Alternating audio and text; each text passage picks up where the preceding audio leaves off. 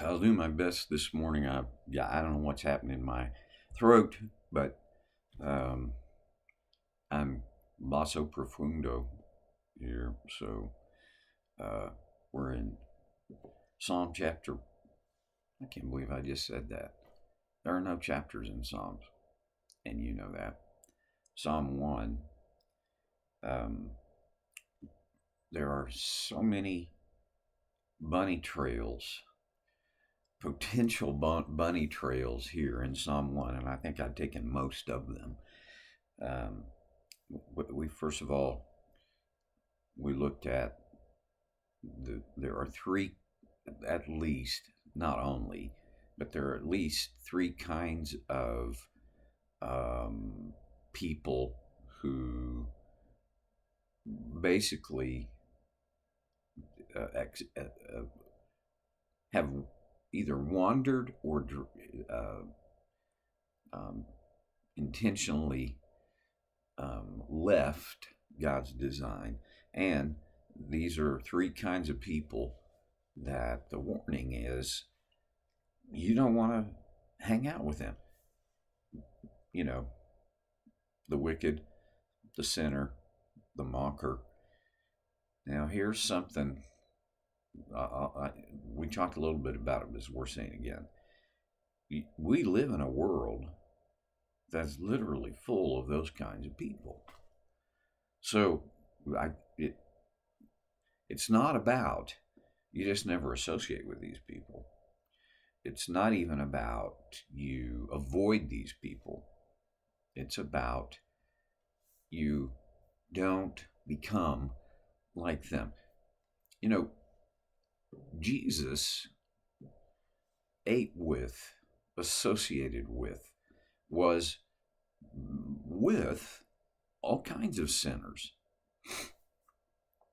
And the, so I look at his example and think, okay, I can't, it won't work for me to isolate myself from these people, to be now like Pharisees. One of the things that would happen with Pharisees is that they would, when they went to the market, on the off chance that they would have bumped into somehow a Gentile or some unclean individual, they would wash when they got home, right?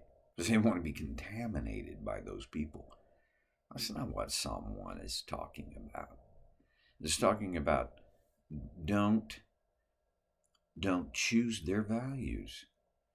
Don't it you there's a big difference between being around, even spending time with these kinds of people, and accepting their values.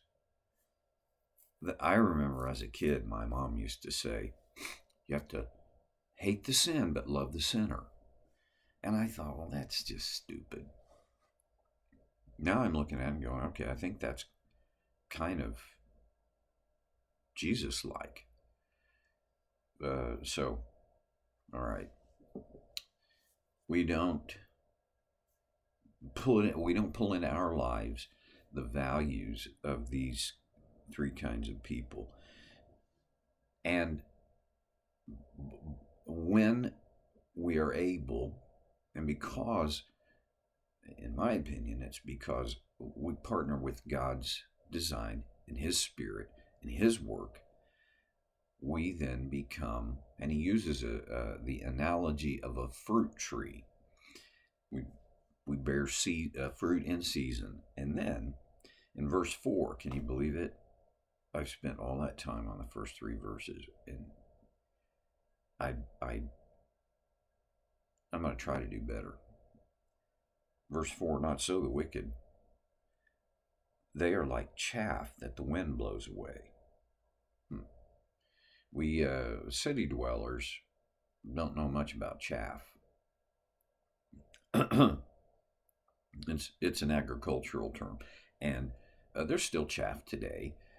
We separate the chaff from the grain mechanically these days. But in ancient times, uh, they thrashed it manually. They would, in a flat space, a lot of times on a rock, they would whack away at the grain until the chaff was separated from the grain, and because the chaff was it's light and uh, not substantial, the wind blows it away, and that's how you got barley and wheat and rye and all of that. Uh, Anybody in the ancient day in which this psalm was written would instantly know what we're talking about. Chaff. As the wind blows away. In other words, there's so many analogous things about that. You don't harvest wheat for the chaff. The chaff is an incidental, and it's not only is it unnecessary for the grain once it's been harvested, it's like you don't want chaff in the grain. So, all right, they're like the chaff that the wind blows away. Verse 5, therefore, the wicked will not stand in the judgment, nor sinners in the assembly of the righteous. Okay, we're talking about two different times. The judgment, well, from a New Testament perspective, we know that the judgment, there is a final judgment that everyone will happen for everyone. This happens after our death, when God blows the final trumpet, time ends, Jesus returns, and there are, I don't know, there's lots of different opinions about how and when all that will happen. I don't know. I just know it's going to happen. And when the judgment arrives, what will that judgment be about? Will it be about how I conducted my life, the choices I made?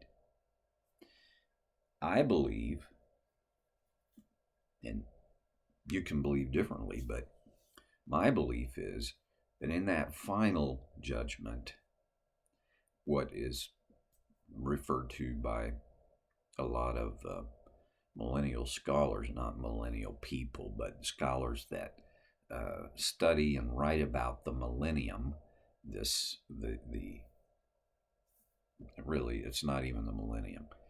It's what will happen at the close of history and the beginning of where time ends, and because eternity is the expanse in which time happens, then we step from time into eternity. Wow, okay, all right. Man, I'm not even making sense to myself today. Sometimes that's called the Bema Seat judgment. Okay. And in the book of Revelation, we have a pretty clear statement that books will be opened. Now, here's my opinion. There will be the book of my choices and deeds. And, well, I don't, there's a lot of that will be embarrassing and humiliating. Yet, it's going to be there. I can't, much as I would like to be able to say, well, that book won't be open for me. I can't say that. But there's this other book in which my life and name are included, the book of life. And my name is listed in the book of life because of God's grace. and my choice to say yes to God's grace. And it's as though this book of my deeds, my choices, gets trumped by that book. And there's comfort in that for me. I, I, I, I don't know whether I'm not sure how that's all going to come down. If my deeds are read out loud, my choices are read out loud. I don't know. What I do know is the book of life. My name being there, your name being there, that trumps whatever will be in this other book of my choices and deeds. Well, when the sinner stands at the judgment, they don't have. My defense is Jesus himself. They don't have that defense. And the psalmist writes, the wicked will not stand in the judgment. They will, what I think they're going to do, they'll be falling on their face begging for mercy. Well, it's too late. By the time the judgment happens, it's too late. C.S. Lewis wrote there are very few sentences that he wrote that are not profound, in my opinion. And one of the things he said is, God won't send anyone to hell. Everyone will go to hell because that's what they chose for themselves when they rejected the salvation through Jesus.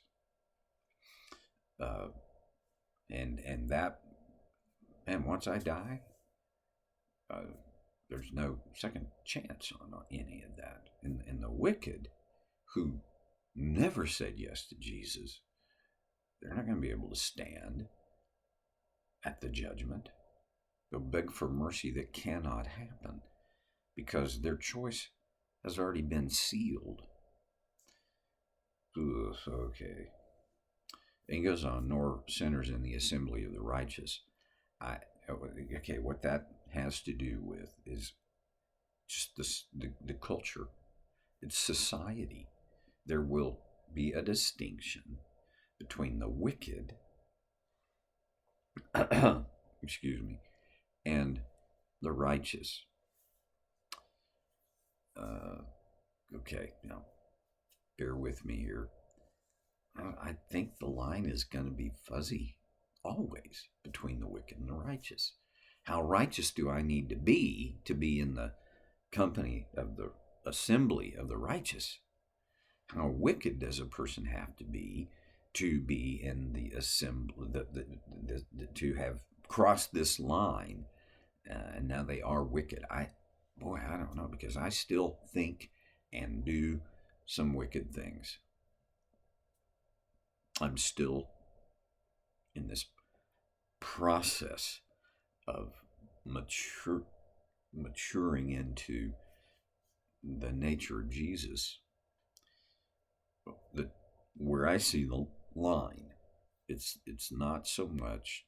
It has everything to do with I will never be. This is my opinion. I will never be good enough on my own, because of my own initiative, my own discipline, to be in the assembly of the righteous. But Jesus makes me righteous as I accept and affirm and embrace his righteousness, and only his grace fits me for that. So there will be people who they're in their own, they are independent, and they're going to do what they want to do, and God permits it. And then there are those others who are saying, Jesus is my righteousness, and I, by his grace, am going in the process of being transformed. Oh boy. Okay, that's enough. I'll do better next time on Soul Care with Stevie Boy.